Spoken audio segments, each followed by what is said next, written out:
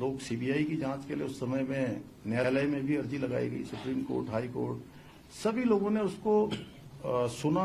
Supreme court ने भी, high court ने भी, और जो सेशन कोर्ट है वहां पर इस पर लगातार कार्रवाई चलती रही, और जो मजबूत पैरवी थी उसी मजबूत पैरवी का परिणाम था कि उन्हीं तीनों आरोपियों को आजीवन कैद की सजा सुनाई गई।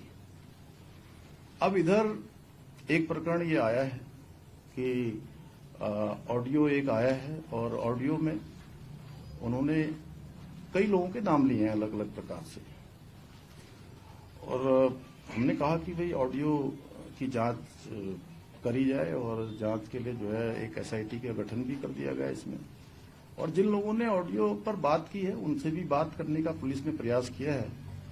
अच्छा होगा कि वो सब लोग अपना ऑडियो जो उन्होंने बोला है उसकी कुछ सत्यता वहां पर आ जाए, और सत्यता आते ही हमने कहा है कि हम सभी प्रकार की जांचों के लिए भी तैयार हैं।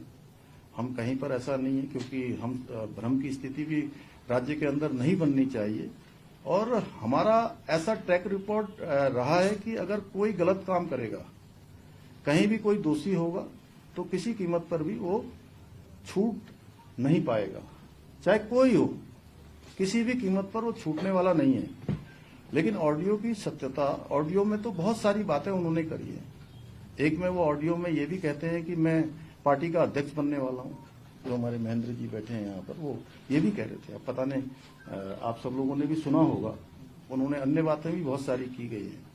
आज ऑडियो में वो एक नाम ले रहे हैं, कल को किसका नाम लेंगे। तो इसलिए सारी सत्यता, सारी जो जांच परख है, एफएसएल है, उसका करवाने के बाद हमने कहा है कि हम किसी भी कीमत पर अगर कोई दोषी होगा तो बिल्कुल छूटने वाला नहीं है।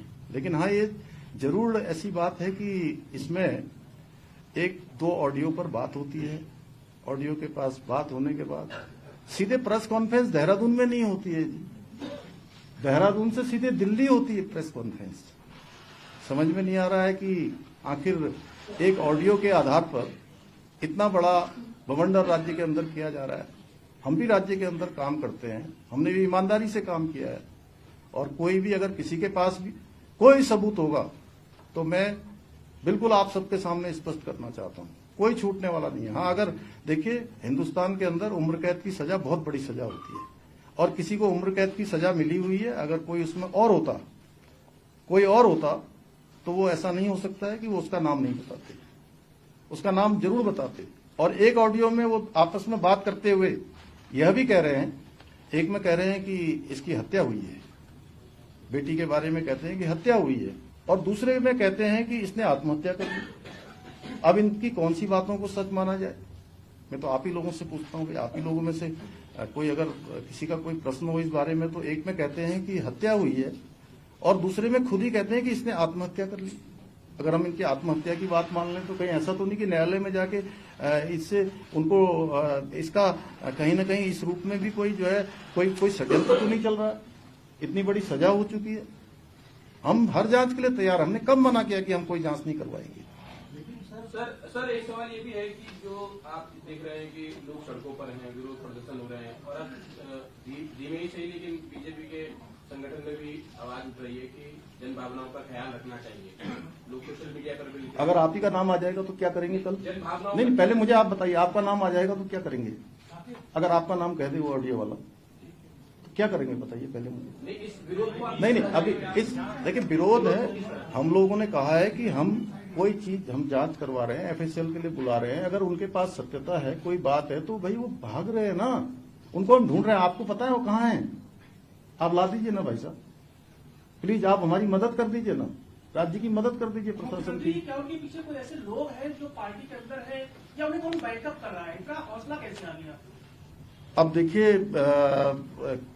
ये तो सब जांच में ही स्पष्ट होगा, लेकिन हमारा तो ये कहना है कि भाई उनको आना चाहिए, उनको बिल्कुल इसके कारण से राज्य के अंदर इस प्रकार का माहौल बना है, तो उनको आकर इसका जवाब देना चाहिए, उनको बताना चाहिए कि आखिर किस आधार पर उन्होंने कहा है।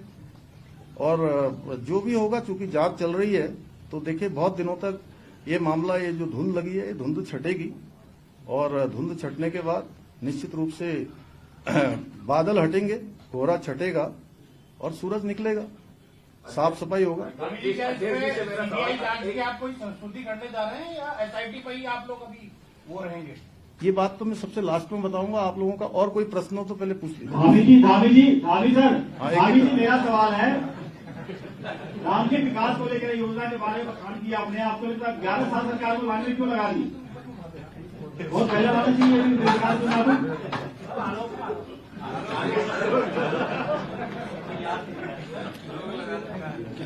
अध्यक्ष जी से मेरा ये सवाल था कि कुछ पार्टी के आपके नेता जो आपका ऑफिशियल स्टैंड है उससे अलग होके बात कर रहे हैं, तो उन पे कोई आप कार्रवाई करेंगे क्या?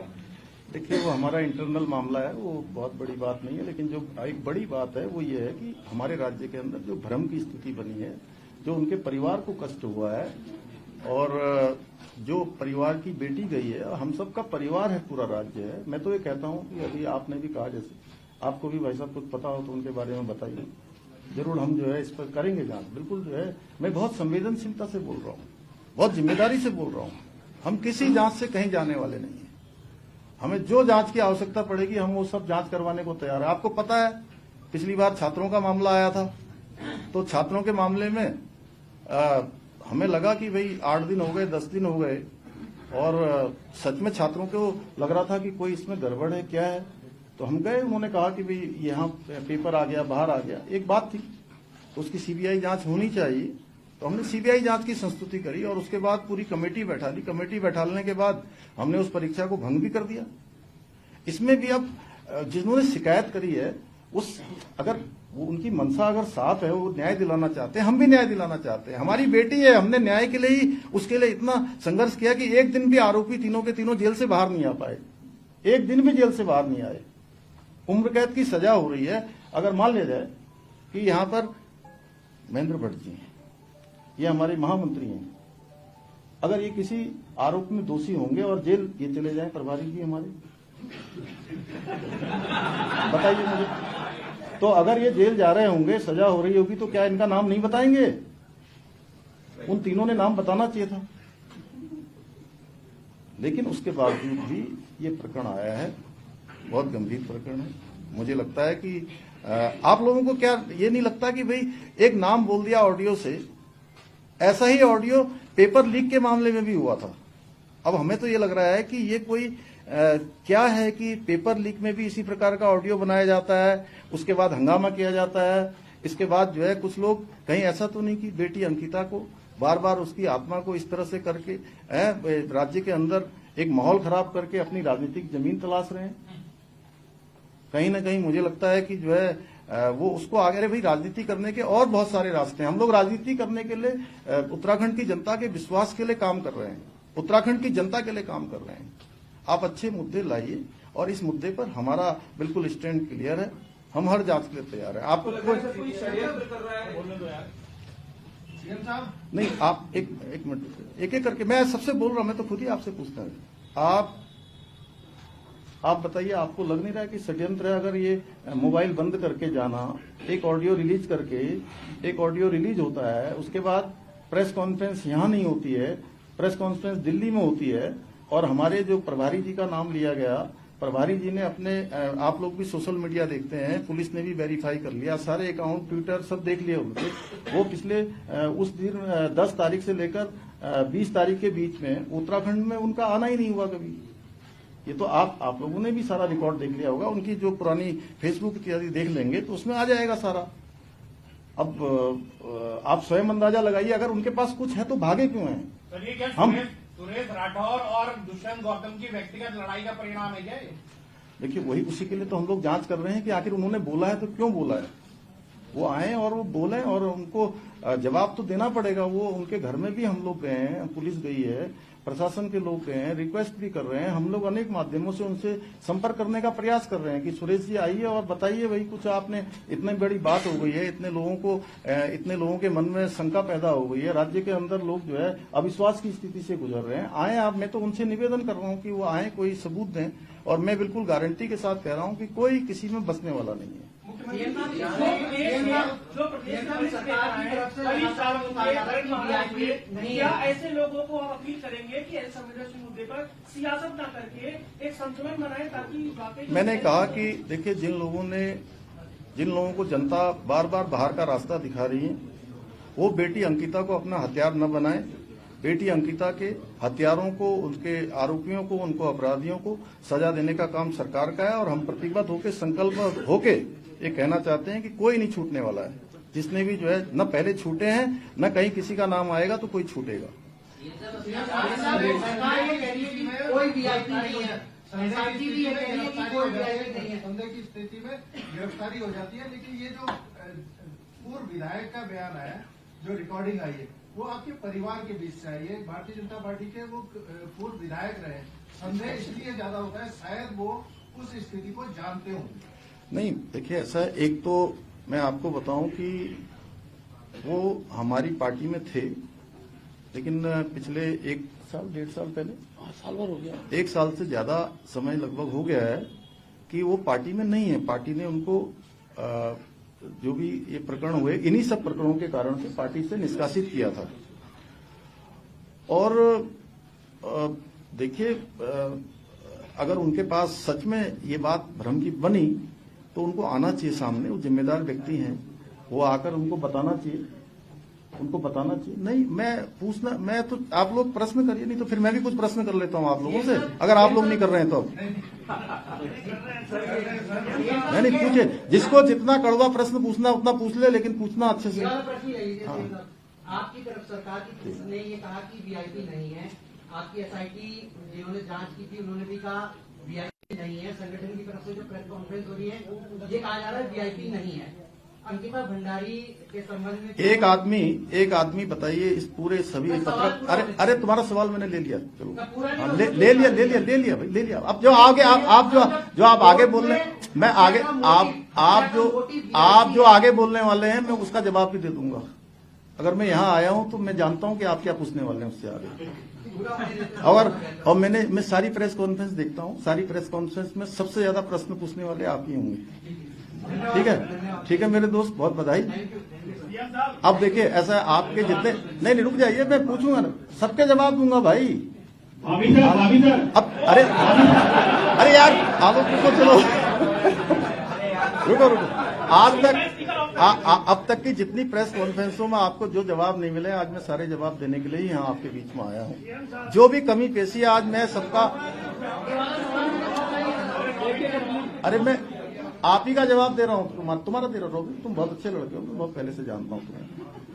देखो भैया, देखो आपके सारे सवालों के जवाब ये पहले दिन से जब से लिखा गया, जो केस डायरी है, उस केस डायरी में ये जो आपने कहा ना, इसके सारे जवाब हाईकोर्ट में लगे हैं। और हाईकोर्ट ने और उन्होंने एसआईटी ने सारी चीजें हाईकोर्ट में जमा करी है, उसके बाद ही इसका निर्णय आया। हो गया। जांच बताएंगे क्या आगे कुछ और जांच होंगी कि नहीं होंगी? नहीं अभी पहले प्रश्न पूछो ना सब लोग। स्वामी सर दे दिया, जवाब दे दिया। मेरा सवाल है, अब ये कल ये मत चला देना कि जवाब नहीं दिया। दे दिया। आपने कहा कड़वा सवाल, तो एक कड़वा सवाल ये है, क्या 2027 चुनाव के पहले आपकी पार्टी के कुछ लोग करते कॉन्स्पिरेसी करके तिवारी कैबिनेट की योजना का नाम बता रहे हैं। नहीं आपने पार्टी के अंदर कोई कॉन्स्पिरेसी चल रही है आपके खिलाफ, तो नहीं चाहते 27 नहीं हमारी पार्टी में कॉन्स्पिरेसी जैसी कोई चीज नहीं है। देखिए मैं तो लगातार पिछले 4 वर्षों से भी अधिक समय से इस दायित्व में काम कर रहा हूँ, सभी के सहयोग से काम कर रहा हूँ। पार्टी हाईकमान का भी, हमारे वरिष्ठ लोगों का भी, सभी पार्टी कार्यकर्ताओं का साथ है। और ये हर पार्टी में होता है, थोड़ा बहुत ऐसी चीजें चलती हैं, कोई ऐसा विशेष नहीं। नहीं अभी मंदिर एक रहेगा। अब चलिए आपके, हाँ अब लास्ट प्रश्न पूछिए। आपका मैं अलग से दूंगा, आप अलग से। अब लास्ट बात, अब हो गया, बस चलिए हो गया। हाँ बोले चलिए, एक लास्ट भारती जी तो अलग से पूछ लेती हैं मुझसे। सुरेश राठौर और उर्मिला राठौर के चर्चे चल रहे हैं। पुलिस को दोनों को पकड़ने में इतना समय क्यों लग रहा है? क्यों आप उन्हें ये समय दे रहे हैं कि आप स्वेच्छा से आइए और हमें सबूत दीजिए, जबकि आप खुद कह रहे हैं कि माहौल प्रदेश का खराब हो रहा है? आपको तो उन्हें लेके आ जाना चाहिए था।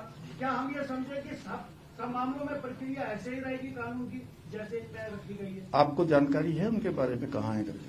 सर मैं कानून कर रहा हूँ। तो आप भी मदद करिए ना हमारी, हम तो पकड़ ही रहे हैं उनको, हम पकड़ ही रहे हैं उनको। आप नहीं, आप बताइए ना, पुलिस ढूंढ रही है ना, आपको पता है रोज उनके घर में नोटिस दे रही है, जगह जगह छापेमारी हो रही है, जगह जगह जा रही है, देश के अंदर उनके मोबाइल लोकेशन निकाली जा रही हैं। तो कहीं आपको भी जरूर हो तो फिर बता दीजिए, तभी तो कह रहा हूँ आप भी बता दीजिए कुछ हो तो। ये तिवारी को सवाल पे आ गया, ये इसलिए भी सवाल ये इसलिए भी उठ रहा है सर मामला, क्योंकि हम देख रहे हैं पिछले 3-4 महीने से सरकार, अभी तक सब कुछ सही चल रहा था, 3-4 महीने से अचानक से माहौल बनाया जा रहा है, अलग अलग मुद्दों को बहुत तेजी से उठाया जा रहा है। तो देखिए, सरकार के बहुत सारे कार्यक्रम चल रहे हैं। अभी एक बहुत अच्छा कार्यक्रम जो हमारे सीमांत क्षेत्रों में रहने वाले, दूर दराज गांवों में रहने वाले गरीब जनता, उनके बीच में जन जन की सरकार, जन जन के द्वार, ये कार्यक्रम चल रहा है। और इस कार्यक्रम में लगभग 1.5 लाख के लगभग लोगों ने अभी तक प्रतिभाग कर लिया है। अनेक लोगों को उनके गांव के पास में, घर के पास में, जिनको अपने काम करवाने के लिए मुख्यालय आना पड़ता था, जिला मुख्यालय जाना पड़ता था, कई धनराशि खर्च करनी पड़ती थी, साधन लगाने पड़ते थे, उन सब के घरों के पास जाकर काम हो रहा है। और बहुत उत्साह इस कार्यक्रम को लेकर लोगों का है। तो बहुत विकास के काम भी हुए हैं। आज राज्य हमारा नवाचार के मामले हों, ऐतिहासिक निर्णय लेने हों, विकास के प्रकरण हों, आज देश के प्रमुख राज्यों में हमारी गिनती हो रही है। बहुत सारे क्षेत्रों में हम पहले नंबर पर हैं। और जो हमारे प्रतिपक्ष के हमारे मित्र हैं, उनको ये सहन नहीं हो पा रहा है। उनको पता है कि जनता का विश्वास उनके साथ नहीं है, तो इसलिए इस प्रकार के कुचक्र, इस प्रकार के षड्यंत्र करने का लगातार वो इसके लिए काम कर रहे हैं।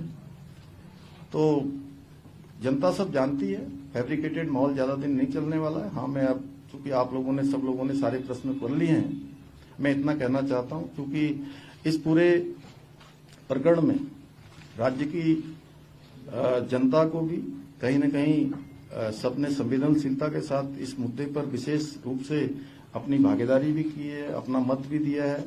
लेकिन सबसे ज्यादा प्रभावित उनके माता पिता, परिवार के लोग उनके हुए हैं। मैं राज्य के मुख्य सेवक के रूप में उनकी मां से, उनके पिता से बात करूंगा।